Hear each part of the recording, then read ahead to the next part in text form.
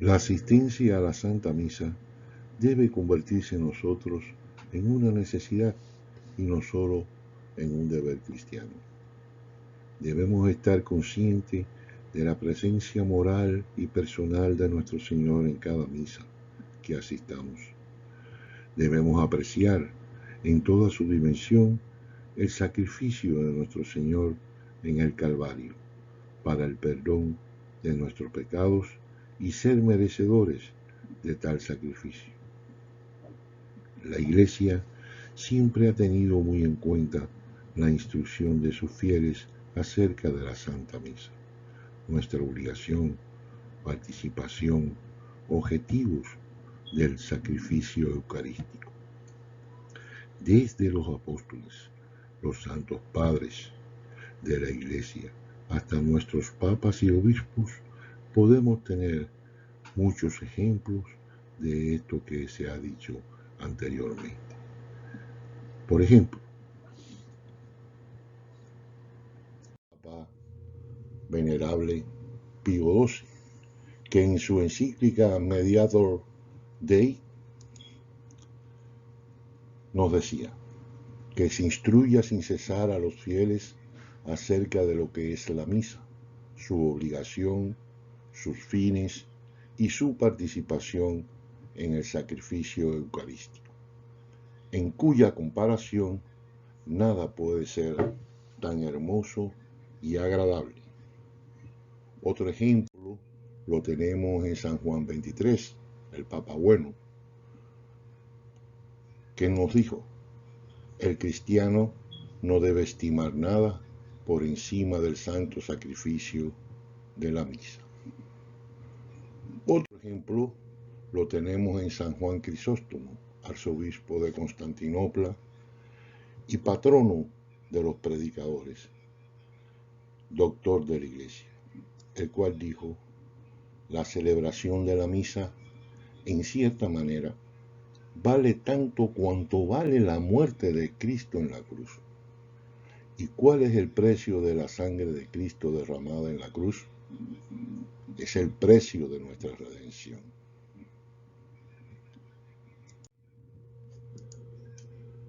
Vamos a contestar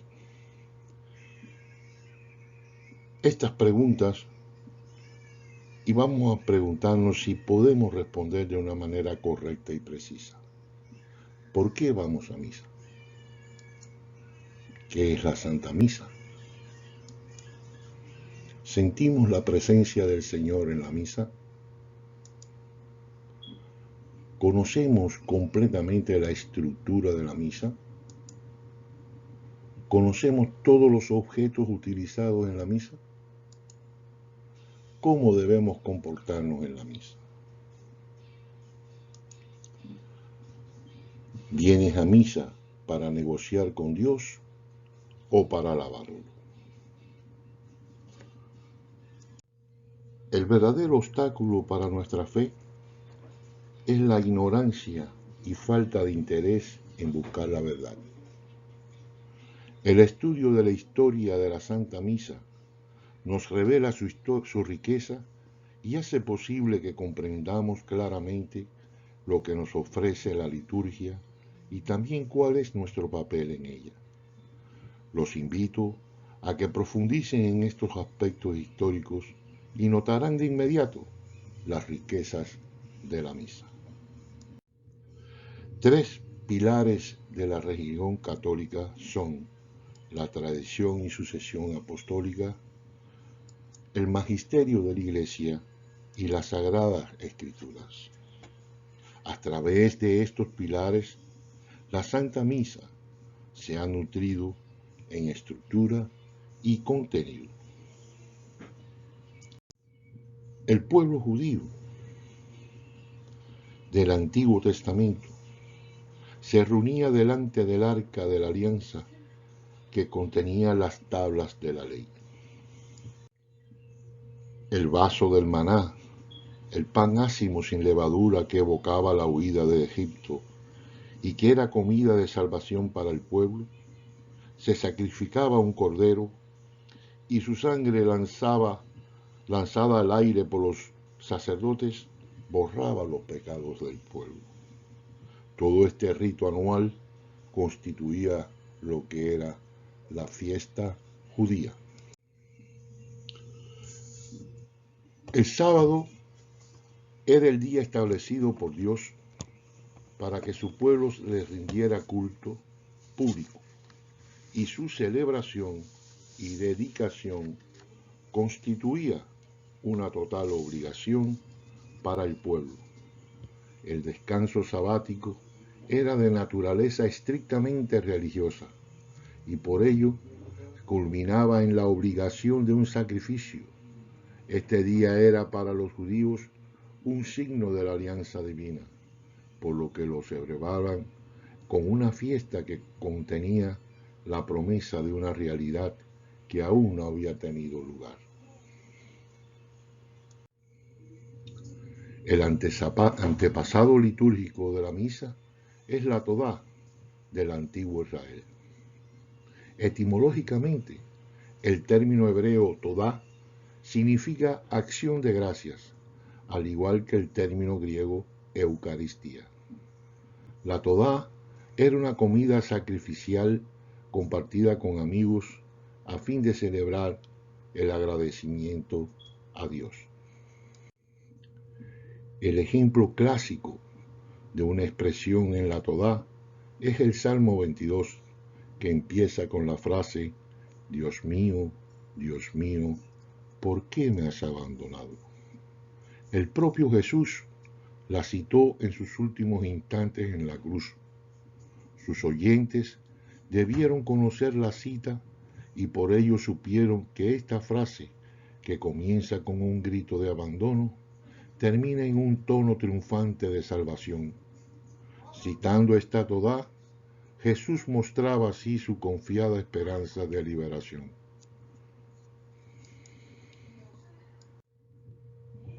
Las semejanzas entre la Todá y la Eucaristía van más allá de su común significado de acción de gracias. El Papa Benedicto XVI escribió al respecto: estructuralmente hablando, toda la cristología eucarística está presente en la espiritualidad de la Todá del Antiguo Testamento. Esto lo dijo en su discurso en la Jornada Mundial de Oración por las Vocaciones, en 2013. Semejanzas entre la Todá y la Eucaristía. Culto mediante la palabra y la comida. Tanto en la Todá como en nuestra Eucaristía se hace culto mediante la palabra y la comida. Y es un ofrecimiento incruento de pan ácimo y vino. La misa, frecuentemente denominada Santa Misa, tanto en la Iglesia Católica Romana como en la Iglesia Luterana, es el acto litúrgico dentro del cual se ofrece la Eucaristía. De acuerdo con los Evangelios, la misa fue instituida por Jesús de Nazaret durante la última cena con sus apóstoles. La diferencia entre ambas iglesias, la católica y la luterana, es que mientras los católicos creen que la transubstanciación ocurre durante el rito de la consagración del pan y el vino, o sea, la transformación del pan y el vino en cuerpo y sangre del Señor, los luteranos dicen que lo que realmente ocurre en ese momento es la consubstanciación. En el Evangelio de San Lucas, capítulo 24, versículos del 13 al 35, Jesús además quiso confirmar la Eucaristía.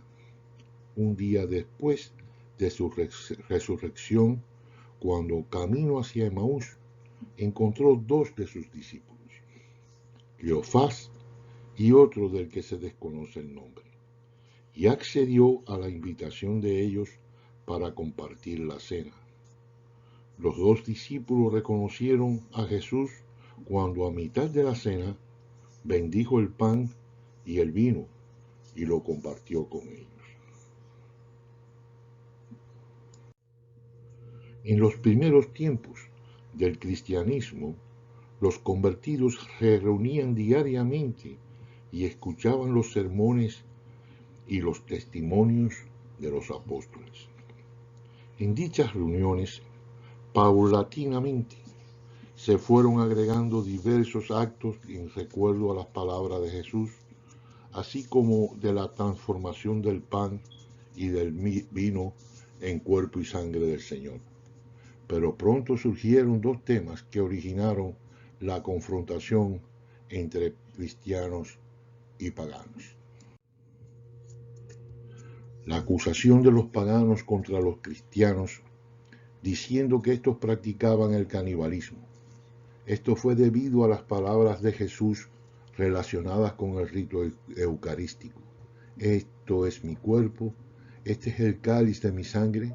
Si no coméis la carne del Hijo del Hombre y no bebéis su sangre. En Juan 6. Los paganos creían que ser cristiano era participar en unos ritos extraños y secretos, hasta que los apologistas cristianos de entonces las interpretaron para el pueblo pagano, mostrando así su significado espiritual. La otra controversia entre cristianos y paganos surgió debido a la celebración del Día del Señor.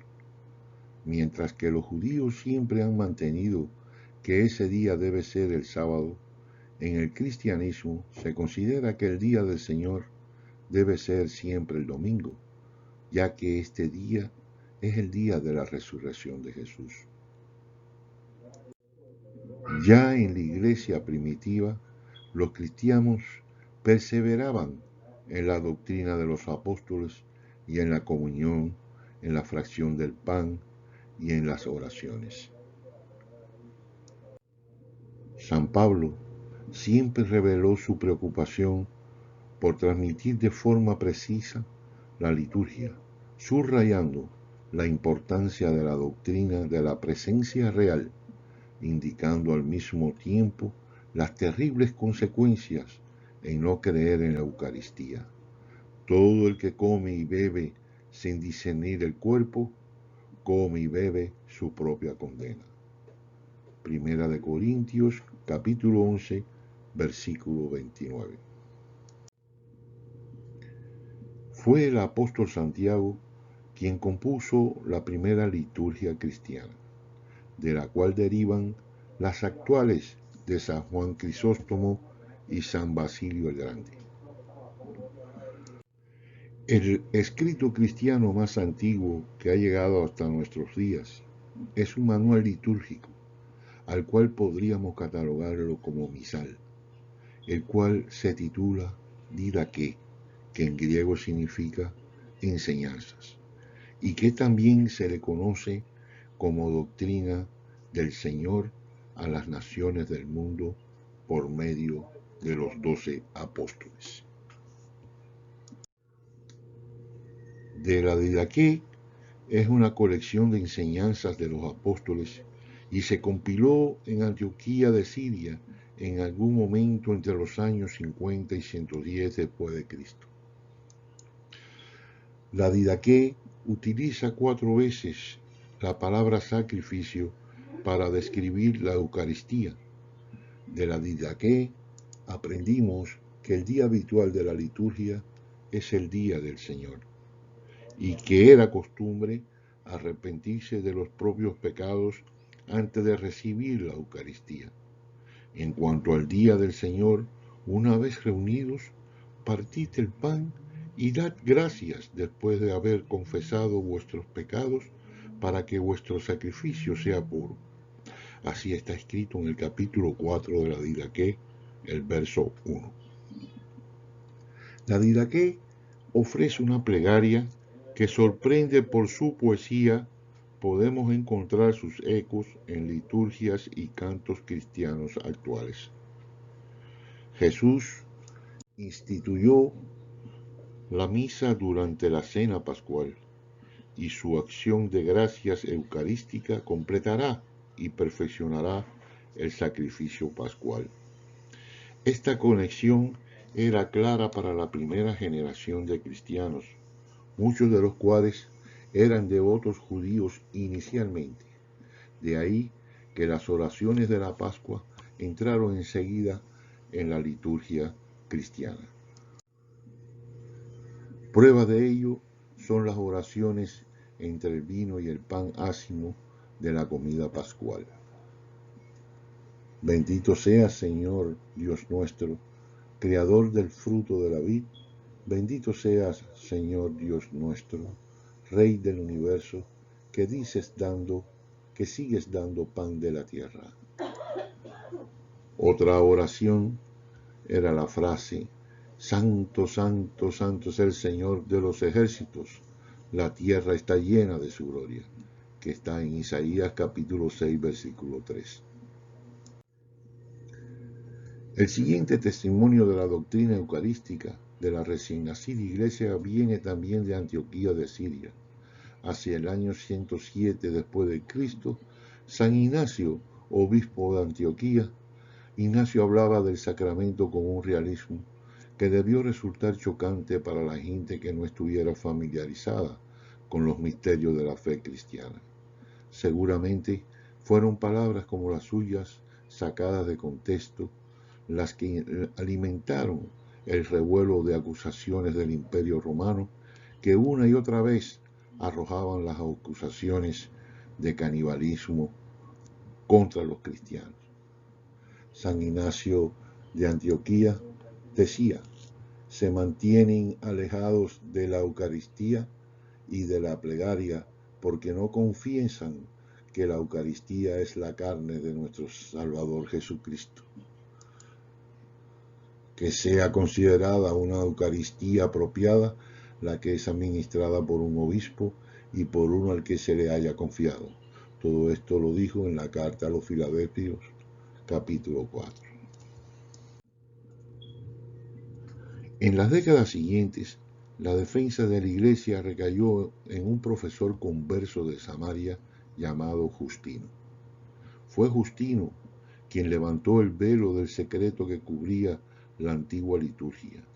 En el año 155 después de Cristo, escribió una extensa carta al emperador pagano Antonino Pío, describiendo lo que fue todavía ahora podemos reconocer como la misa.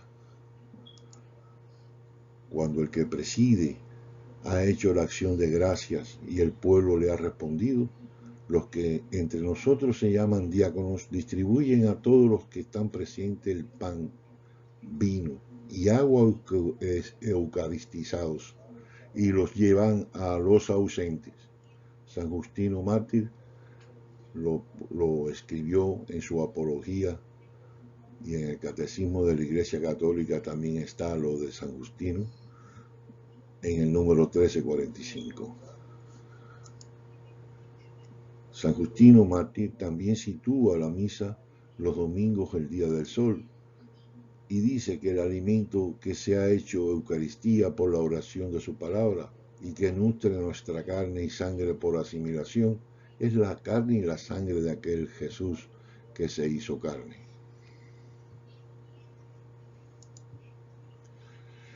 Este es mi cuerpo, este es el cáliz de mi sangre. San Justino Mártir, Apología 1.66 y San Justino Mártir, Diálogo con Trifón número 41.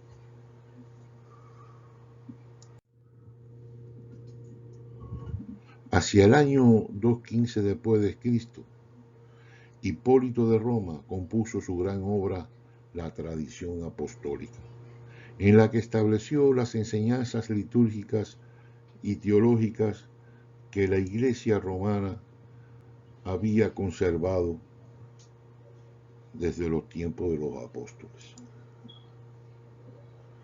Una de las secciones que propone un ajustado guión de la liturgia para la ordenación de los sacerdotes, y en la obra de Hipólito podemos decir y podemos oír: el sacerdote debe decir, el Señor esté con vosotros, la comunidad y con tu espíritu. El sacerdote, levantemos el corazón, comunidad, lo tenemos levantado hacia el Señor. el sacerdote, demos gracias al Señor, la comunidad de justo y necesario. Esto, señores míos, hermanos míos, queridos, lo puso San Hipólito de Roma en su obra La tradición apostólica 215 años después de Cristo. O sea, 18 siglos ya esto estaba establecido por los padres de la Iglesia.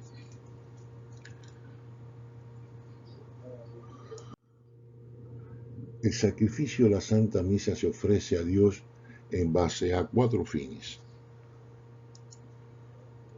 para honrarle como conviene, y por esto se llama latréutico; para agradecerle sus beneficios, y por esto se llama eucarístico; para darle una satisfacción de nuestros pecados y para ofrecerle sufragios por las almas del purgatorio, por lo que se llama propiciatorio;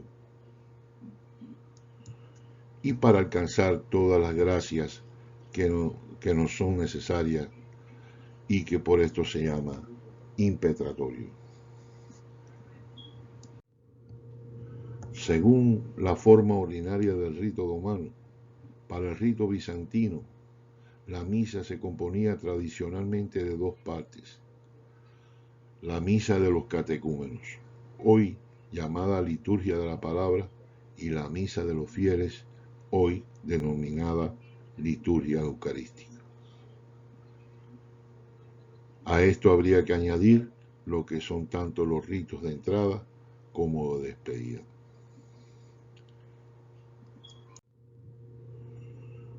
Los concilios ecuménicos es una asamblea celebrada por la Iglesia Católica con carácter general, donde se convoca a los obispos y superiores generales de órdenes religiosas para tratar cuestiones sobre la doctrina y de la disciplina eclesiástica.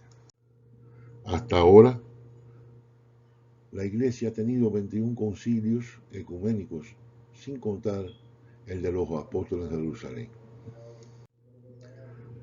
Nosotros vamos a hablar de 3 concilios. El concilio de Nicea, 325 años después de Cristo, reunido por el emperador Constantino durante el pontificado de San Silvestre.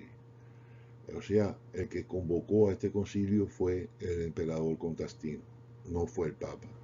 Primero en reunir la cristiandad de la época, o sea, fue el primer concilio después del de los apóstoles. Condena el arrianismo, que es una negación de la Trinidad al decir que el Hijo está subordinado al Padre y que no tiene naturaleza divina. Proclama la igualdad de naturaleza entre el Padre y el Hijo y redacta el credo, o sea, el símbolo, el credo que se reza en la misa y el que conocemos como Concilio de Nicea o Niceano. También tenemos el Concilio de Trento, que fue el concilio más largo, tuvo 18 años, desde 1545 a 1563. Fue convocado por Papa Pablo III, por Julio III y Pío IV, y fue contra los errores del protestantismo y por la disciplina eclesiástica, y fue transferido durante 2 años a Bolonia. En 22 reuniones logró poner una verdadera y sabia reforma de la Iglesia a los excesivos y a los innumerables errores de la reforma protestante. Al Concilio de Trento señala un cambio en la historia del mundo cristiano, pues muestra el dogma católico no solo en su esplendor de verdad revelada, sino con su valor de vida sobrenatural. Comenzó en 1547 siendo Papa Pablo III y terminó en el año 1563 después de varias interrupciones. Conviene distinguir en él 3 partes: el Concilio de Pablo III de 1545 a 1547, el Concilio de Julio III, de 1549 a 1551, y finalmente el Concilio de Pío IV, de 1561 a 1563. La obra doctrinal del Concilio de Trento fortificó la disciplina eclesiástica frente al protestantismo, renovó la disciplina eclesiástica y estrechó los lazos entre el Papa y los miembros de la Iglesia. El Concilio de Trento, el más largo de todos, 18 años como dije, fue suspendido en varias ocasiones y se reanudó hasta su conclusión en 1563. La causa principal de tantas interrupciones en este concilio fue la revolución protestante de Martín Lutero, que socavó profundamente los cimientos de la fe cristiana. El concilio hizo una revisión general de toda la doctrina, ya fuere sobre la Biblia, sobre cada uno de los sacramentos, como la legítima autoridad que le asiste a la Iglesia y la misión que debe cumplir en el mundo. La Iglesia, como madre y maestra de la fe, tuvo que aclarar conceptos dudosos, afianzar verdades, promulgar nuevas leyes y anunciar sanciones disciplinarias a los infractores. Una cuestión sumamente importante que se tomó en este concilio es de una vez y por todas que nuestra Biblia católica sea la que se basa en la Vulgata de San Jerónimo. Otro concilio de gran importancia que crea pauta en nuestra Iglesia es el Concilio Vaticano II, el gran acontecimiento de nuestra era moderna en el ámbito de la Iglesia, que fue este concilio, convocado por el Papa Juan Pablo XXIII y seguido y clausurado por el Papa Pablo VI. Se pretendió que fuera una especie de aggiornamiento, es decir, una puesta al día de la Iglesia, renovando en sí misma los elementos que necesitaran de ello y revisando el fondo y la forma de todas sus actividades. La Iglesia en este concilio se abre al mundo moderno, reforma su liturgia, hace una constitución y pastorales de la Iglesia, de la revelación divina, de la libertad religiosa, del apostolado de los laicos, y genera muchas polémicas, pero ya en estos momentos la mayoría de las cosas que fueron dictadas en dicho concilio han sido implementadas.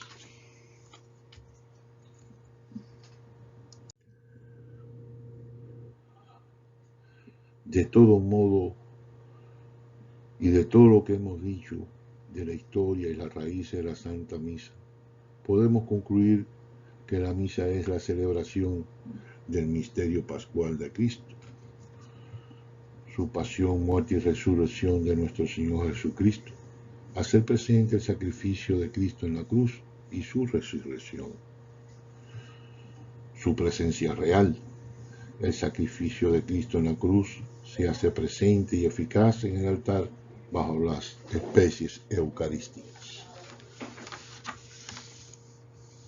El gran banquete, la Santa Misa es un banquete porque Cristo nos dona su cuerpo y su sangre como comida y bebida cuando ofrece su sacrificio al Padre por nosotros para salvarnos. En definitiva, la Santa Misa es el cielo en la tierra, el reino de Dios en la tierra. Muchas gracias.